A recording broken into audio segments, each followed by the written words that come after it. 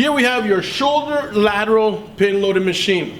The purpose of this machine is to once again activate our shoulders, primarily your lateral delt, okay?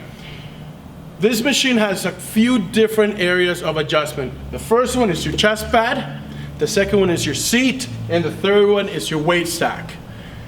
Your chest pad, you're going to pick based on your preference and also your size. If you're a bigger guy, like myself, you want to be a lot closer to the machine than away.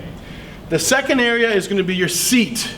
That is going to be based on where your shoulders line up with the pivot point. Our joint needs to line up with the pivot point. The third one is going to be your weight stack.